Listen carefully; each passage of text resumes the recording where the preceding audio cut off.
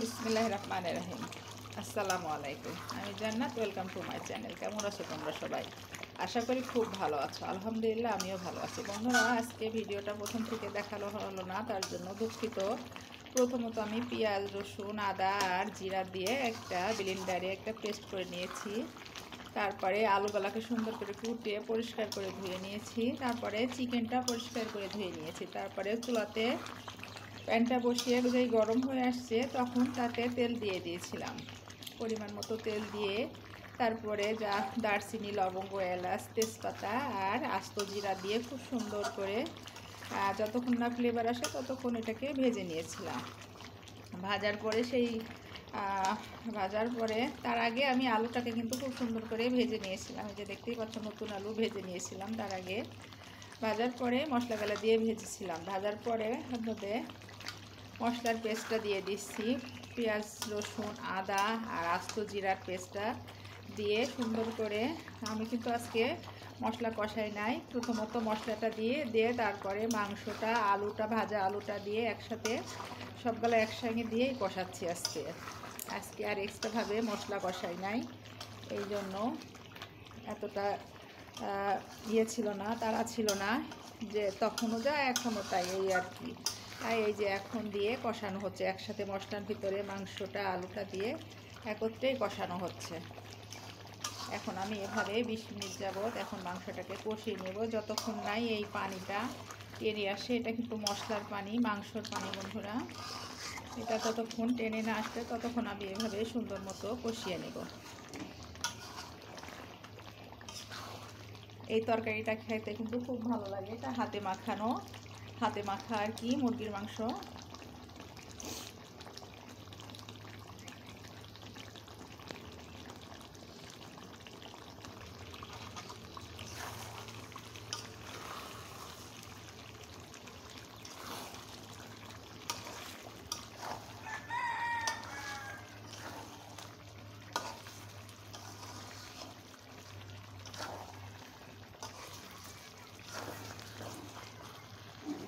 বন্ধুরা, যে কড়াটায় রান্না করি আসলে সেই কড়াটা কালকে রাত্রে খিচুড়ি রান্না করেছি, এই জন্যই কড়াটা কেমন যেন একটু লাগছে।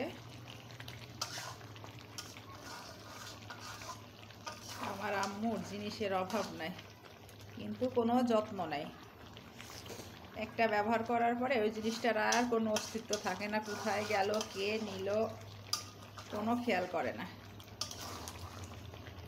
শুধু জিনিস কিনতেই থাকে আর নষ্ট করতে থাকে।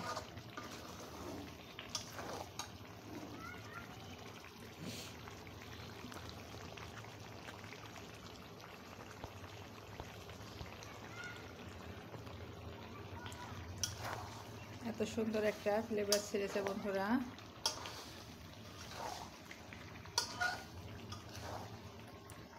এই পানিটুকু সবটুকু টেনে আসা পর্যন্ত রান্না করে নিতে হবে।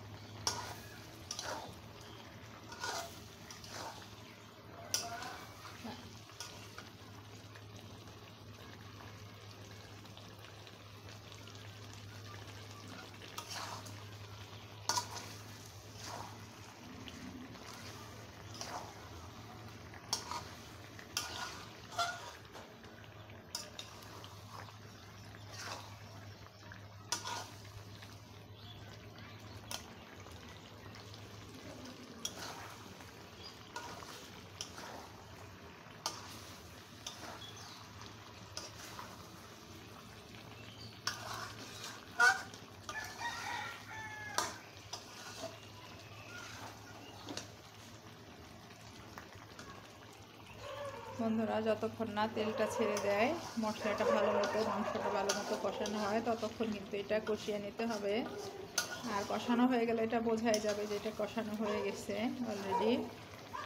তাই এই যে তেলটা এখনও ভালো মতো ছাড়ে নাই, ছাড়বে।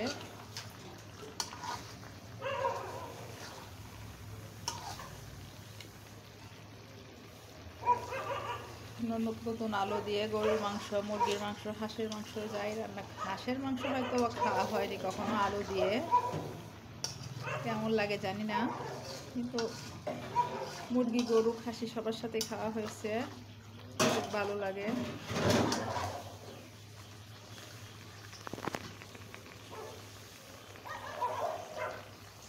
বন্ধুরা এখন আমি এই যে মশলাটা কষানো হয়ে গেছে, তেলটা সুন্দর ছেড়ে দিয়েছে মাশাআল্লাহ। এখন আমি পরিমাণ মতো একটু গরম পানিটা দিয়ে দিচ্ছি, বেশি পানি দেওয়ার দরকার নাই।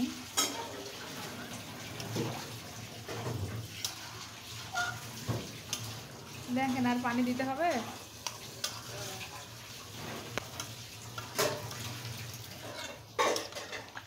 আর দেওয়া লাগবে পানি, ওই যে গাবলাতে আছে একটু দেন, বেশি দেবেন না, বেশি দেবেন না।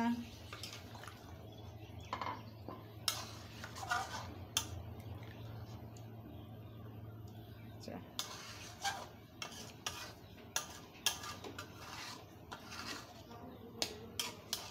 এখন এটাকে আমি ঢেকে দেব জাস্ট 5-6 মিনিটের জন্য, ঝোলটা ফুটে আসা অবধি।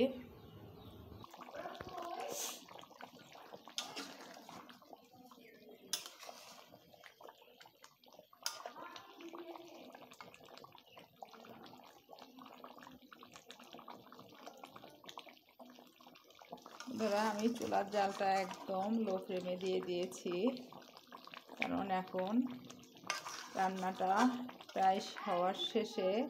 একটা আলু কেটে দেখি আলুটা সিদ্ধ হয়েছে কিনা, আলুটা যদিও ভাজা তারপরেও সিদ্ধ হয়ে গেছে। এই যে দেখো বন্ধুরা, একদম গলে গেছে। তা আমি এখন যতক্ষণ না তেলটা ছেড়ে দেয় সেই পর্যন্ত এটাকে রান্না করতে থাকবো।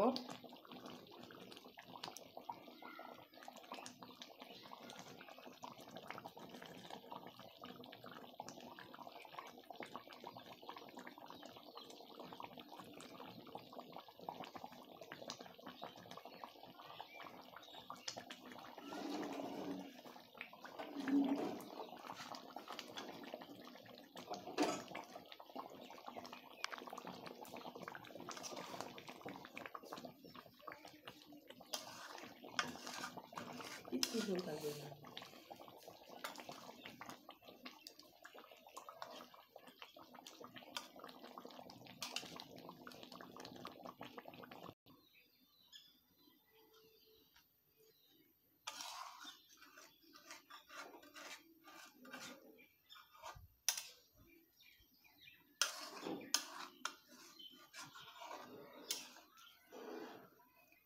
আমি এখন লবণটা চেক করে দেখব লবণটা ঠিক আছে কিনা।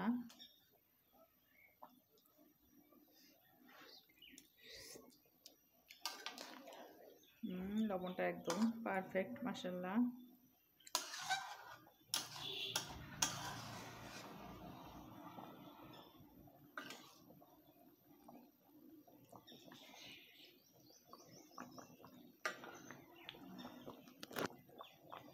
বন্ধুরা, আমার ভিডিও যদি তোমাদের ভালো লেগে থাকে অবশ্যই লাইক, কমেন্ট, শেয়ার করে দিও একটু বেশি বেশি করে নিজেদের আত্মীয় স্বজনের কাছে। অবশ্যই যারা আমার চ্যানেলটা ভিজিট করেছো এখনও সাবস্ক্রাইব করনি, অবশ্যই তাদের কাছে রিকোয়েস্ট করছি, অনুরোধ করছি যে অবশ্যই আমার চ্যানেলটাকে তোমরা সাবস্ক্রাইব করে দিও। আর অবশ্যই সাবস্ক্রাইব করার 24 ঘন্টার মধ্যে তোমরা রিটার্ন পাবে, কোনো সমস্যা নেই।